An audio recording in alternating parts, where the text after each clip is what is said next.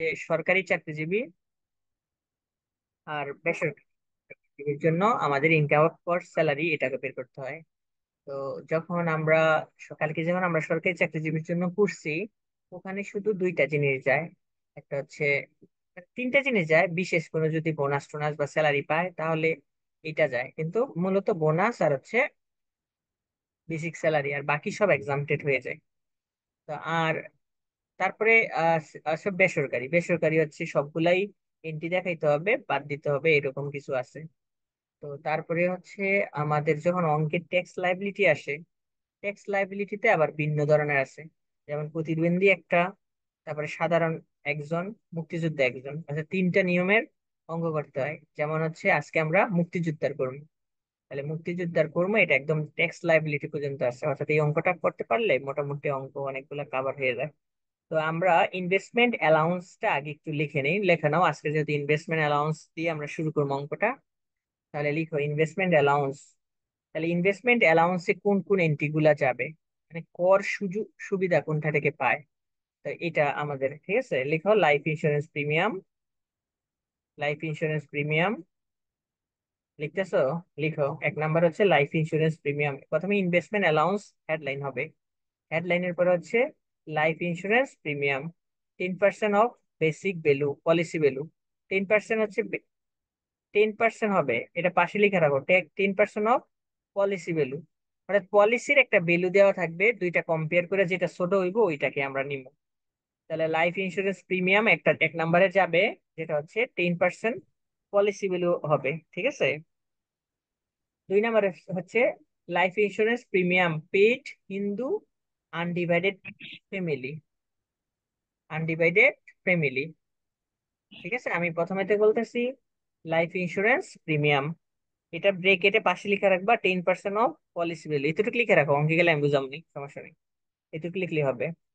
তারপরে লিখো life insurance premium paid Hindu undivided family, তাহলে এখানে হচ্ছে দুইটা গেছে। তারপরে লিখো deduction from the salary, deduction from the salary of government employee for different annuity. অবশ্যই এটা থাকে না, অঙ্কে এটা থাকে প্রথম না, থেকে। এটা না লিখলে হবে।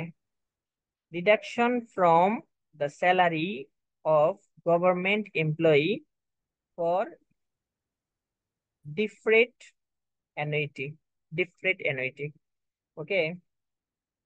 তারপরে লিখো contribution to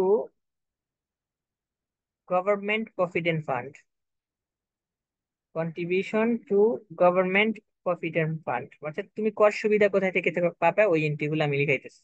এটা প্রশ্নে আসতে পারে থিওরিতে, জানি কর সুবিধা পাওয়া যায় বা কর রেয়াত পাওয়া যায়, এই ব্যাখ্যা করো, কর রেয়াত কি।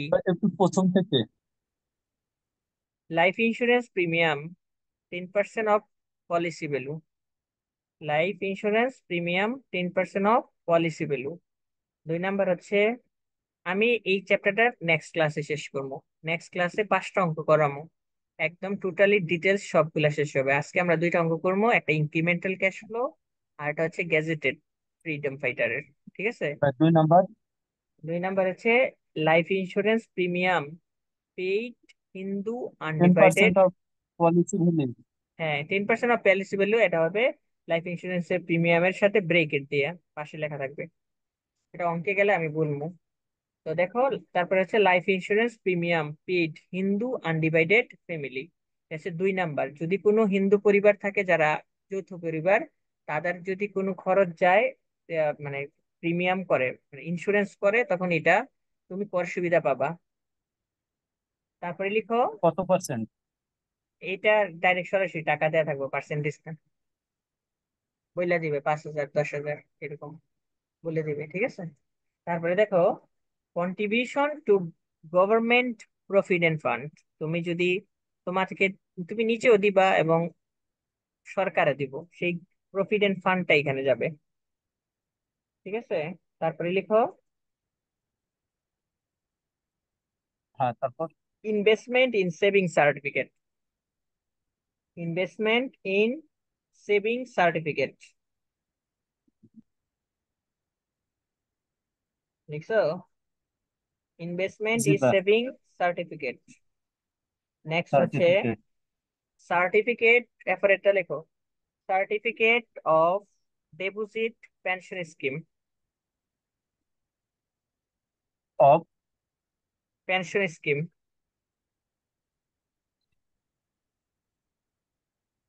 এটার ম্যাক্সিমাম লিমিট হচ্ছে 60,000 ইয়ারলি। লিখো, হ্যাঁ, certificate of deposit pension scheme, এটা যাবে, ওকে। জি ভাই, 60,000 ম্যাক্সিমাম। তারপর লেখো ডোনেশন টু এ চ্যারিটেবল হসপিটাল। ডোনেশন টু এ চ্যারিটেবল হসপিটাল, চ্যারিটেবল মানে দাতব্য হাসপাতাল। যেমন আমার ইসলামী হাসপাতালে টাকা দিলে হইতো না। ভাই আরেকবার বলেন। চ্যারিটেবল, ডোনেশন টু এ চ্যারিটেবল হসপিটাল। ডোনেশন টু এ চ্যারিটেবল হসপিটাল, অর্থাৎ দাতব্য প্রতিষ্ঠান লেখা থাকতে হইব, চ্যারিটেবল। চ্যারিটেবল যদি লেখা না থাকে তাহলে হইব না। হাসপাতালে তো দান করতেই পারে, যে কোনো হাসপাতালে, সরকারি হাসপাতালে দান করতে পারে, কিন্তু এটা কিন্তু হইতো না। ধরো ঢাকা মেডিকেলে দান করছে, এটা কিন্তু এটা কিন্তু তুমি কাউন্ট করতে পারবা না, তোমাকে চ্যারিটেবল হসপিটাল লাগবে স্পেসিফিক ভাবে। তারপর লিখো donation to Zakat fund. Donation to Zakat fund. জি ভাই, লিখছি। তারপর লিখো contribution to benevolent, benevolent fund. benevolent fund, contribution to benevolent fund, and contribution to benevolent fund, and group insurance and scheme, and group insurance scheme.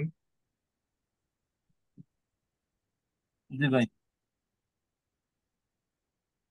তারপরে লিখো contribution to Aga Khan development network.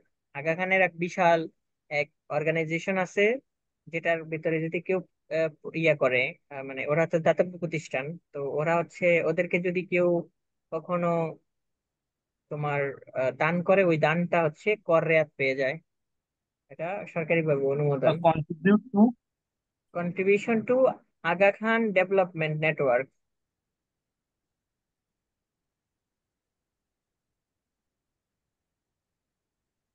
তারপর লেখো donation to national level institution.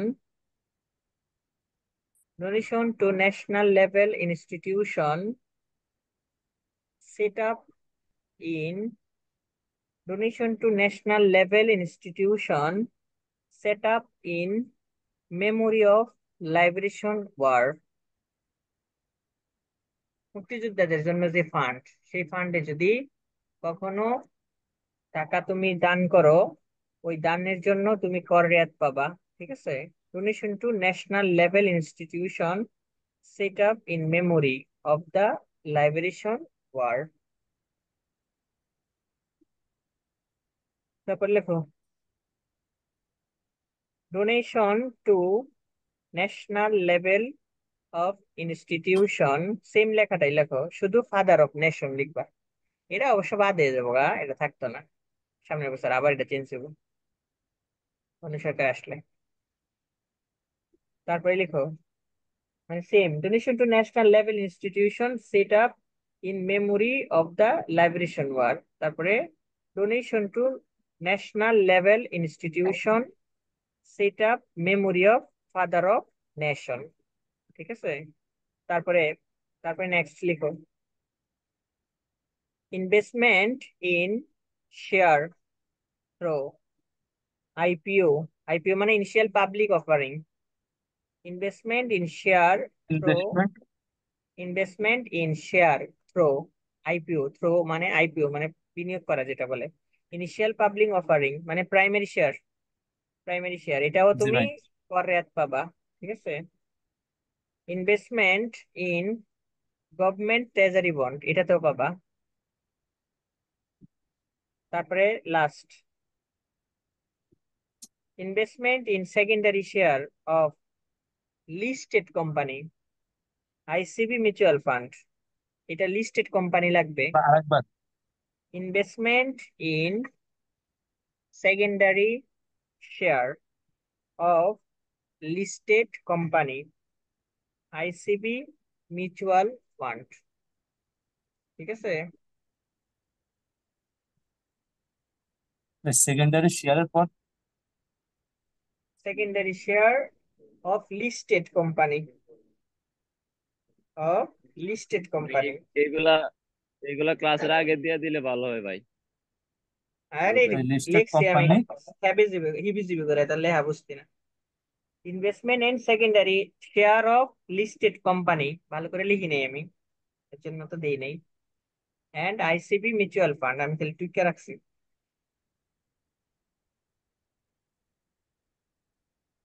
লিখছো? শেষ, note লেখা জি শেষ, ভাই শেষ। এখন শুধু পরের রেয়াত করে লিখবো। তারা কল রেয়াতেরটা লেখা হয় নাই, 1 মিনিট হয়ে গেল।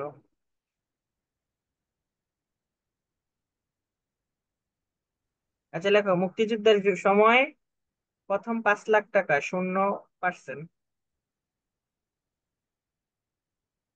মুক্তিযুদ্ধের আরেকবার। সময়, মুক্তিযুদ্ধের সময়, মুক্তিযোদ্ধাদের সময়, মুক্তিযুদ্ধ আছে না, মুক্তিযোদ্ধাদের প্রথম 5 লাখ টাকা হচ্ছে 0 টাকা, 0 টাকা হচ্ছে কর রেয়াত।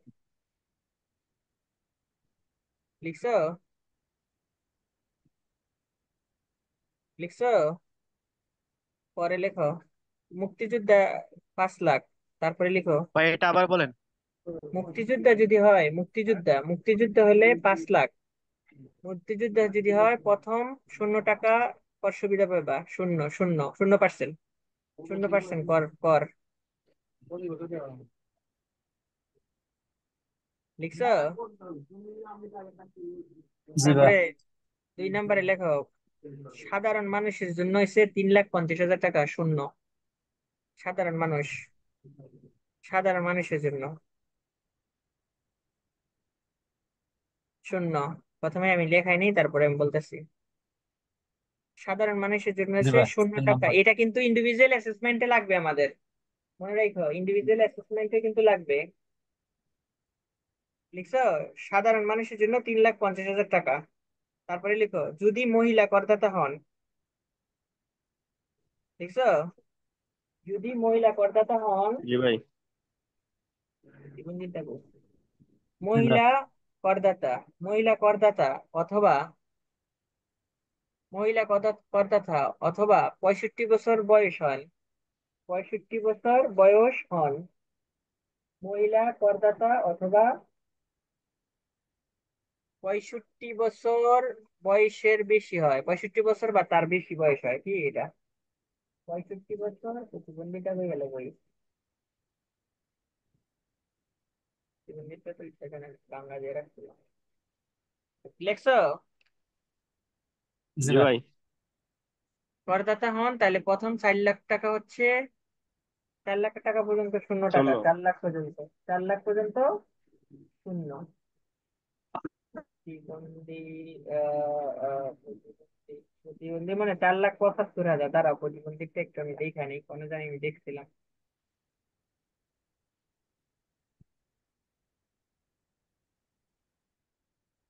সচিবালয়, সচিবালয়,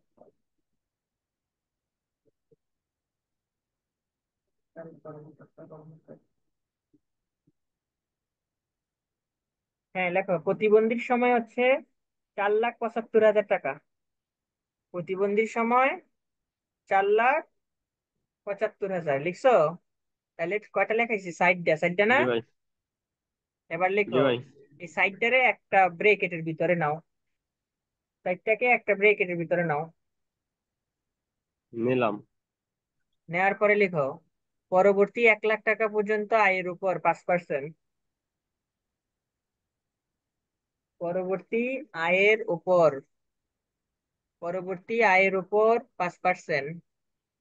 এই যে টাকাগুলো লিখছে এই টাকাটা বাদ দিয়ে পরে আবার হচ্ছে 1 লাখ টাকা শুরু হইব, এরপরে আবার 1 লাখ টাকা বাদ দিবা, বাদ দিয়ে 3 লাখ টাকা, 3 লাখ টাকা হচ্ছে 10%, 3 লাখ টাকা হচ্ছে কি 10%, ওটা দেখা গেলাম। লিখছো রে ভাইয়েরা? বাহ। জি ভাই। তারপরে লেখো, প্রথমে 1 লাখ টাকা, প্রথমে এই সবগুলা করে যেটি লেখছিল ব্র্যাকেটের ভিতরে যে নিতে বলছি ওগুলা হচ্ছে কি 0 টাকা। মানে যদি 0%। মুক্তিযুদ্ধ হয় তাহলে 5 লাখ টাকা পাইবো, যদি প্রতিবন্ধী হয় 4,75,000, যদি হচ্ছে সাধারণ হয় 3,50,000, আর যদি 60 বছর হয় অথবা 65 বছর হয় অথবা মহিলা করদাতা হয় তাহলে হচ্ছে 4 লাখ টাকা। তারপরে চল্লিশ চার সবগুলো লাখ একই, তারপরে সবগুলো এক। ভাই পরের এক প্রতিবন্ধী লাখ হলে কি 4,50,000 নাকি 4,75,000? পঁচাত্তর পঁচাত্তর চার চার লাখ লাখ পঁচাত্তর পঁচাত্তর তারপরে দেখো পরে এসে 1 লাখ টাকার উপরে 5%, তারপরে 3 লাখ টাকার উপরে দশ 3 লাখ পার্সেন্ট 4 লাখ 10%। 4 লাখ টাকার উপরে 15%, 5 লাখ টাকার উপরে 20%, তারপরে বাকি যত টাকা আসবে সবটি টাকার উপরে 25%। লিখে হইছে? আমি আবার বলতেছি, পরবর্তী মানে ওই লেখাগুলোর পরে পরবর্তীতে হচ্ছে 5%, তারপরে হচ্ছে পরবর্তী 3 বছরের জন্য হচ্ছে 10%, তারপরে বছর হচ্ছে, এরপরে 4 লাখের জন্য হচ্ছে 15%, তারপরে 5 লাখের জন্য হচ্ছে 20%, আর বাকি টাকার উপর হচ্ছে 25%। ঠিক আছে, লেখা হইছে? হইছে, লেখা হইছে? জি ভাই। ও ভাইয়ারা জি আমার, ভাই। তোমরা এত কম কেন মানুষ? হয়েছে ভাই। তাহলে এটা হচ্ছে আমাদের অঙ্কের ইয়ে। আর আমাদের অনেক অঙ্ক সহজ হয়ে গেছে, যেটা হচ্ছে খাইরুল বাসার অঙ্ক সহজ হয়েছে বলতে, অঙ্কে তোমার হচ্ছে নিয়ম অনেকগুলা চেঞ্জ হয়ে গেছে, নিয়ম সবগুলা বাদ হয়ে গেছে, এখন সরাসরি যায়। তাহলে আমরা অঙ্কটা পড়ি। Mister Khairul Bashar is gazetted A wonder freedom fighter. তাহলে একজন ফ্রিডম ফাইটার, তাহলে বুঝতে পারছি কর রেয়াত যদি পায় তাহলে 5 লাখ টাকা পাইবো। He employ in non government office, employing at the particular of his company salary. Non government বলছে, ঠিক আছে, তার মানে বেসরকারি। সরকারি না, আমাকে কিন্তু আগে আইডেন্টিফাই করতে হবে কি সরকারি চাকরি নাকি বেসরকারি চাকরি। সরকারি চাকরি হইলে দুইটা ছাড়া বাকি, বাকি সব এক্সামটেড। দুইটা ছাড়া কি বাকি, মানে বোনাস আর হচ্ছে স্যালারি, বাকি সব এক্সামটেড। তাহলে দেখো এখন আমরা অঙ্কটা গেলাম, বেসিক স্যালারি 42,000 টাকা পার মান্থ। তাহলে বেসিক স্যালারি আছে, ডিয়ারনেস অ্যালাউন্স আছে 20%, ফেস্টিভ্যাল বোনাস দুইটা আছে, তারপরে আছে he has provide with A rent free quarter and annual rental value which is টাকা 1 লাখ টাকা। আর এমপ্লয়ার ডিডাক্ট 1,000 টাকা করে পার মান্থ। পার মান্থ তো দেওয়া হয়নি, পার month.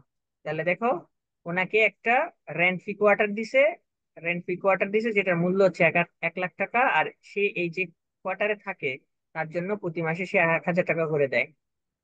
He has be provide with a 20 CC car for both office and private use. এটা লেখো, এই একটা নোট লেখো, 2,500 সিসি পর্যন্ত হইছে 10,000 টাকা করে, প্রতি মাসে 10,000 টাকা করে।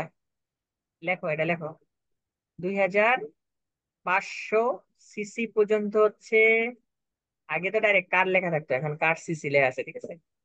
তো আমার কথা শুনছো আমি কি বলতেছি?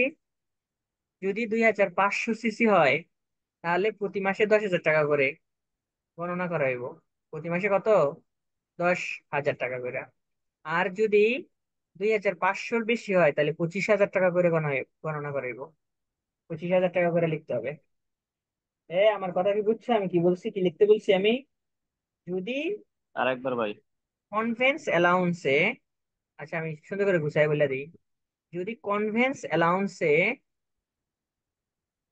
কার দেওয়া হয়, কার, কার যদি 2,500 সিসি পর্যন্ত হয় তাহলে হচ্ছে 10,000 টাকা করে পার মান্থ, 10,000 টাকা করে পার মান্থ। আর যদি 2,500 সিসির বেশি হয়ে যায় তখন হচ্ছে 25,000 টাকা করে, 25,000 টাকা করে। এই বুঝছো নি আমার কথা? আমার কথা কি ভাই বুঝছো? এটা কি প্রতি বুঝছি। মাসে? হ্যাঁ, প্রতি মাসে, প্রতি মাসে, প্রতি মাসে। ভাই 2500 সিসি হলে কত?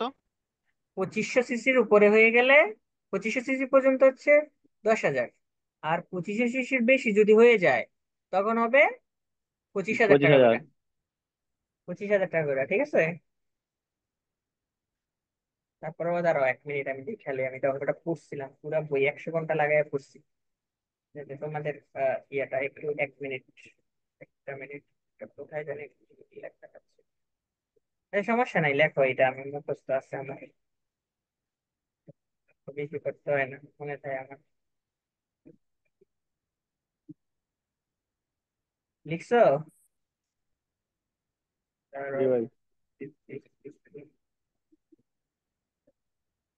হ্যাঁ ঠিক আছে। 25,000 টাকা, 2,500 সিসি পর্যন্ত 10,000 করে টাকা, আর 2,500 সিসির অধিক হইলে 25,000 টাকা করে। ঠিক আছে, তাহলে এটা হয়ে গেল। তারপরে দেখো মেডিকেল অ্যালাউন্স আছে 6,000 টাকা পার মান্থ। তারপরে দেখো মান। ডিউরিং দ্য ইয়ার রিসিভ 12,000 টাকা এজ এ ট্রাভেলিং অ্যালাউন্স, তাহলে 12,000 টাকা হচ্ছে travelling allowance. Is contribute of a contributory fund, contributory fund, provident fund. তাহলে ই contribution to contributory provident fund 10% of basic salary. মানে এটা হচ্ছে কন্ট্রিবিউশন রেজগনাইজ প্রভিডেন্ট ফান্ড, যেটা এটাও একটু ঘুরায় বলছে কথাটা। ইন্টারেস্ট অন প্রভিডেন্ট ফান্ড হচ্ছে 18% অন অ্যাকুমুলেট ব্যালেন্স ইকুইভ্যালেন্ট 72,000 টাকা। He is given a servant allowance 5,000 টাকা per month. He contributes 1% his basic salary to group insurance scheme. The employee deduct tax at a source 5,000 টাকা। তাহলে এখানে হচ্ছে, এখানে বলে দিছে দ্য এমপ্লয়ি, এমপ্লয়ের সর্বনিম্ন ট্যাক্স রেট হচ্ছে 5,000 টাকা। এর কম যদি হয় তাহলে সে 0 টাকা দিবে, মানে এর ভিতরে সে সুবিধা পাবে, কর সুবিধা পাবে 5,000 টাকা পর্যন্ত। অর্থাৎ কর গণনা করার পরে যদি সে সে হচ্ছে 5,000 টাকা দেখে, তাহলে ওই 5,000 টাকার লিমিটেশন, আসলে এটা রুলস হিসেবে 5,000 টাকা, কিন্তু এখানে বললে দিছে অঙ্কে। অর্থাৎ 5,000 টাকার নিচে যদি কর আসে তাহলে কর দিতে হয় না, কর তখন জিরো হয় সব হিসাব করার পরে। তাহলে প্রথমে আমাকে যে জিনিসটা করতে হবে, আমাকে অঙ্কে বলছে ফর দ্য ইনডেট compute taxable income from salary and tax liability. তাহলে ট্যাক্স লাইবিলিটি যে আমাকে বের করতে বলছে, তাহলে ট্যাক্স লাইবিলিটি বের করার আগে আমাকে প্রথমে টোটাল ইনকামটা বের করতে হবে, তারপরে টোটাল ইনভেস্টমেন্ট বের করতে হবে, তারপরে আমাকে ট্যাক্স লাইবিলিটি আমি বের করতে পারবো। তারপরে এর ট্যাক্স আগে নেই। আমি এটা সরাসরি বের করতে পারবো না। তাহলে আমরা অঙ্কটা যাই। তাহলে প্রথমে আমরা বেসিক স্যালারি সরাসরি দিয়ে দিলাম, যেহেতু এটা একটা নন গভর্নমেন্ট অফিসে উনি কাজ করে, আহ, তার মানে বেসরকারি, তার মানে এখানে সবগুলো এন্ট্রি যাবে। তাহলে দেখো বেসিক স্যালারি 12,000, 12 মাসে দিলাম 5,04,000 টাকা। ডিয়ারনেস অ্যালাউন্স দিলাম 60,000 টাকা। ফেস্টিভ্যাল বোনাস 2 মাসে দিছে 84,000 টাকা। এখন দেখো, যে নোটটা আমাদের আগে ছিল রেন্ট ফি রিকমেন্ডেশনের, অনেক নোট লেখা ছিল শফিকে, সেগুলা সব বাদ।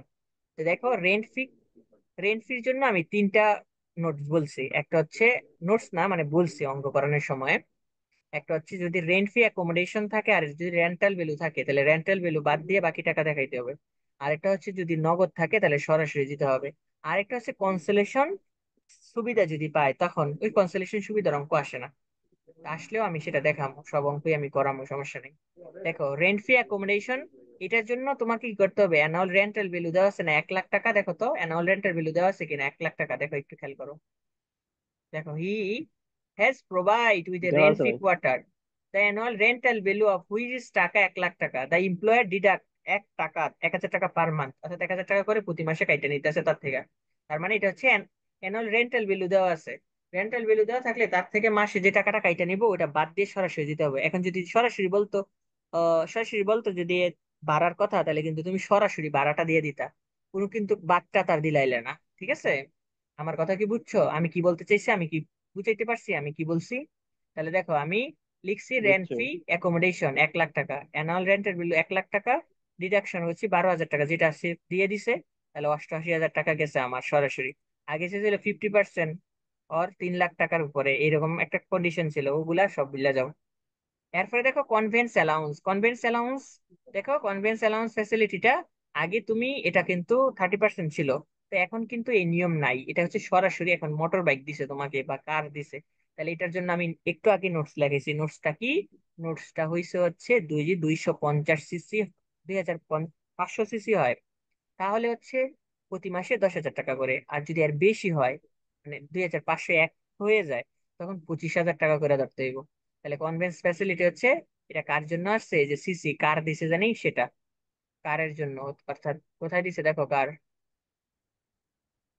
দুইশো কি পঞ্চাশ নাম্বার? সিসি দেখো এই যে এখানে, ঠিক আছে। তাহলে এখানে দেয়া আছে he has a provide with a to 2000 CC, এটা 2000 সিসি হবে, টাকা না, 2000 সিসি। আচ্ছা এখন যে 2500 দেওয়া থাকতো। 2500 দেওয়া থাকলে ওই 10,000ই হইতো, 2500 বেশি হয়ে গেলে। ঠিক আছে, তাহলে দেখো আমি 1 লাখ, এখানে আছে 1,20,000 টাকা। তাহলে দেখো মেডিকেল অ্যালাউন্স আছে পরে, মেডিকেল অ্যালাউন্স বলছে না, দেখো তো কি ডিউরিং মেডিকেল অ্যালাউন্স 6,000 টাকা পার মান্থ। তাহলে এটা সরাসরি যাবে মেডিকেল অ্যালাউন্স, আগে যে নিয়ম ছিল 10% অফ বেসিক স্যালারি, এগুলা বাদ।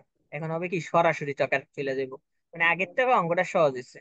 তারপরে দেখো during the year he receive 12,000 টাকা ট্রাভেলিং অ্যালাউন্স। তাহলে আমি এটা বলছি, এটা পুরাটাই হচ্ছে এক্সামটেড, ট্রাভেলিং অ্যালাউন্সে কোনো টাকাই যাবে না।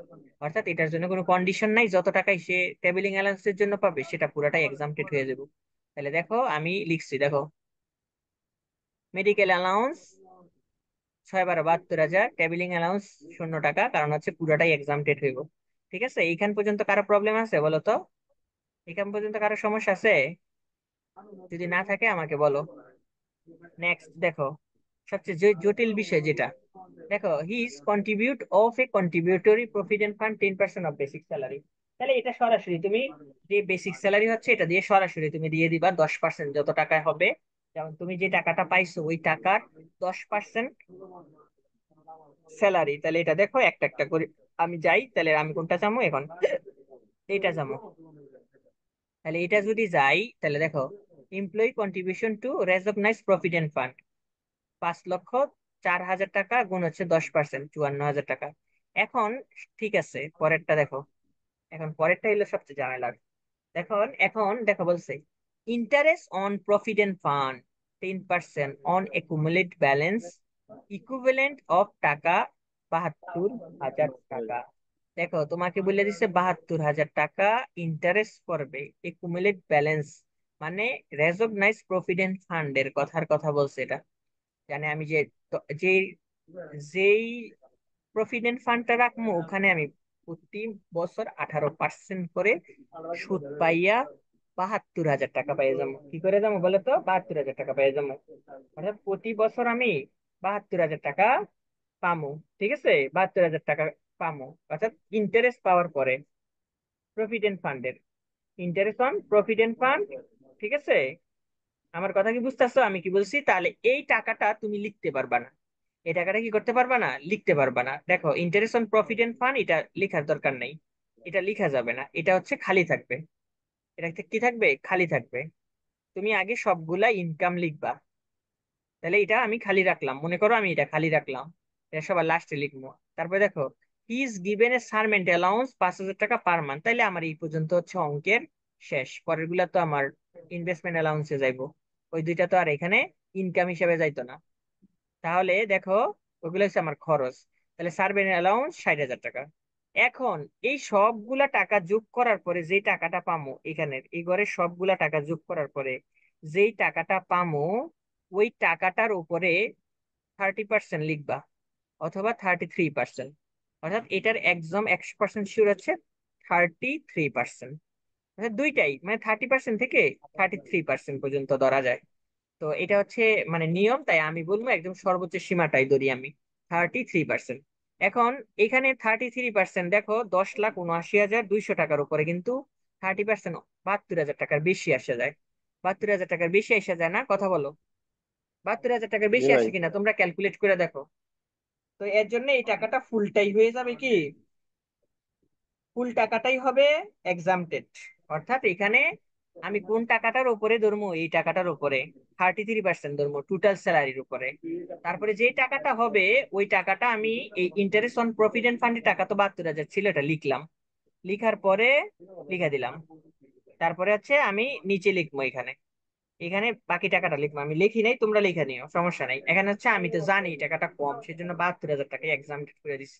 এটা না লিখা 72,000 টাকাই লিখতে পারবা, ধরেন 1,20,000 টাকা আইস, 3 লাখ টাকার উপরে আসবে এখানে। তো সেজন্য এই টাকাটা হচ্ছে এক্সামটেড হবে, যদি উপরেরটা বড় হইতো আর নিচেটা ছোট হইতো তাহলে ওখান থেকে বাদ দিয়ে এই বাকি টাকা এখানে আসতো। তো এটা সবসময় এরকমই হবে, অর্থাৎ এটা এক্সামটেড হয়েই যাবে, এটা কখনো হওয়ার কোনো চান্স নাই বড়। ঠিক আছে, ইন্টারেস্ট এত বেশি পাইতো না। আমার কথা বুঝছো? বুঝছি ভাই। না বুঝতে পারলে কেউ আমাকে এটা নিয়ে প্রশ্ন করো। এটাই শুধু প্যাস এই অঙ্কে, আর কোনো কোনো সমস্যা নাই। ঠিক আছে, আমার কথা কি বুঝছো কি না আমি এটা কি তো ভাই বলছি? আমরা টোটাল টোটাল ইনকামটা নির্ণয় কইরা এটার মধ্যে 33% ধরবাম, পরে যে উপরটা হ্যাঁ, বেশি হয় তাইলে টাকা নেওয়া, আর যে নিচেরটা বেশি পুরা হয় তাহলে টাকাটারই ফুল এক্সামটেড একদম করে কেটে দিবা। হয়ে যাবে। পুরা টাকাটাই এক্সামটেড করবা। দেখো এখানে কারো প্রশ্ন থাকলে আমাকে বলতে পারো, আছে নাকি? তাড়াতাড়ি বলো। নাই ভাই, পরবর্তীতে যান। যারও চুল পরিমাণের সমস্যা থাকবে এই অঙ্ক কিন্তু এমনি আসবে, আর কিন্তু আর বেশি আনে। দেখো এখন আমি টোটাল স্যালারি রিসিভ করছি 10,79,200 টাকা। তাহলে এখন হচ্ছে এই টাকার উপর থেকেও আমি কিছু সুবিধা পাবো। সেই সুবিধাটা হচ্ছে লেজ 1/3 of income from employment. One, এই যে 1/3, মানে এই যে আমি এখানে ইনকাম করছি 3/1 ভাগ, 3/1 ভাগ টাকা আমি লিখবো। তাহলে 3/1 ভাগ হয়েছে এই টাকাটা। কোথা থেকে আসছে এটা? ওই যে দেখো 10,79,200 টাকাকে 3/1 ভাগ, তারপরে হচ্ছে 4,50,000 টাকা লিখবো। এটা হচ্ছে অঙ্কের শর্ত। হুইচ ইজ লোয়ার, অর্থাৎ দুইটা থেকে যেটা লোয়ার হইব ওইটা আমি এই টোটাল ইনকাম থেকে বাদ দেবো। টোটাল ইনকাম থেকে বাদ দেবো, ঠিক আছে? তাহলে বাদ দেওয়ার পরে হচ্ছে যে টাকাটা থাকবে ওইটা হচ্ছে আমার ট্যাক্সেবল ইনকাম। ট্যাক্সেবল ইনকাম, ঠিক আছে? ট্যাক্সেবল ইনকাম 7,19,460 ভাই টাকা। Less 1/3 of income from employment, hmm, এটা একটু বুঝাইবেন এটা হচ্ছে আরেকবার। তুমি সব টাকাই তো ইনকাম করছো। তোমাকে সরকার কি করছে, এই গত বছরের সুযোগ দিছে। বলছে সকল চাকরিজীবীকে আমি এমন একটা সুযোগ দিলাম যেখানে তার যদি বেতন হয় 30 লাখ টাকা, তাহলে 30 লাখ টাকা থেকে 10 লাখ টাকা সুবিধা পাবে কর ছাড়া। অর্থাৎ 10 লাখ টাকা আমি করের জন্য আওতাভুক্ত করবো না, এইটা সুবিধাটা দিছে। তো সেই 10 লাখ টাকা, তারপরে আবার কন্ডিশন দিছে 10 লাখ টাকা হইলে হইব না, আপনারে 4,50,000-এর নিচে থাকতে হইব। 4,50,000 হলে বেশি হওয়া যাইব না। অর্থাৎ 4,50,000 পর্যন্ত সীমা দিছে। বলছে আপনার 4,50,000 পর্যন্ত সীমা, আপনি 4,50,000 টাকা পর্যন্ত পাবেন। কিন্তু আমি 30 লাখ টাকা হইলে তো 10 লাখ টাকা হয়ে যায়, তাহলে আমি কোনটা নেব? যেটা লোয়ার 4,50,000 ওইটা। ভাই হ্যাঁ, ভাই এটা কি সরকারি চাকরিজীবীদের ক্ষেত্রে মানা যাবে? না, সবার সবার। সরকারি চাকরিজীবীর না, সরকারি চাকরির সুবিধা না, এটা হচ্ছে বেসরকারি চাকরিজীবীদের, সরকারি চাকরিজীবীদের না। সরকারি চাকরিজীবী সরাসরি যত টাকায় ওইটা, তুমি তো দুইটা ইনকাম, তাহলে দুই ইনকামের থেকে আবার কে সুবিধা দিব? সুবিধা দেওয়ার তো কোনো প্রশ্নই আসে না। সরকারি চাকরিজীবীর না, এটা এখন যদি ভাই বেসরকারি বেশি হয়ে চাকরিজীবী। যেত, 4,50,000, চার লাখ তাহলে পঞ্চাশ চার হাজার লাখ বেশি হইতো, পঞ্চাশ তাহলে হাজার কি আমরা নিতাম। 4,50,000 নিতাম? তাহলে 4,50,000 টাকা না, হুইচ ইজ লোয়ার মানে কি? যেটা যেটা হচ্ছে কম সেটাই তো, তাই তো? জি ভাই। বুঝছো কি না? যদি না বুঝেন বুঝছি। আমার বলেন। সরকারি এই চার চাকরিজীবী লক্ষ পঞ্চাশ হাজার টাকার নিচে কি কর দেওয়া লাগবে না? কর কর দেওয়া লাগবে না। অর্থাৎ 4,50,000 পর্যন্ত তুমি সীমা পাবা, যেটা হচ্ছে কর সুবিধা। আর এখানে বেসরকারি, সরকারি চাকরিজীবী হলে আচ্ছা, এই বুঝছি। সুবিধাটা পাইতো না। এই সুবিধাটা পাবে শুধু বেসরকারি চাকরিজীবীরা, ঠিক আছে? অর্থাৎ 4,50,000 পর্যন্ত জি তোমার ভাই। কোনো কর দেওয়া লাগবে না। বলো, তাড়াতাড়ি বলো, কাইটা দেবো। 9 মিনিট ওয়েট করো। বুঝছি ভাই। ঠিক আছে, অঙ্কটা ছবি তোলো, তাড়াতাড়ি করো। সাব্বাস, গেল কাইটা, কাইটা নিচে গেল। নেন। 1 2 3, গেল গেল। ভাই ভাই কোর্সটাতে যান।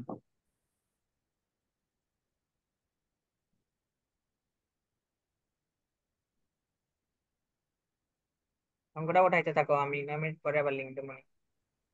তখন টেক্সট হয়ে লাইব্রেরিতে গেছে ভাই, ইনভেস্টমেন্ট। ওটা আচ্ছা, কাইটা যাবে এখন। স্ক্রিনশট নিছে। আচ্ছা ঠিক আছে, এখানে কাইটা যাবো।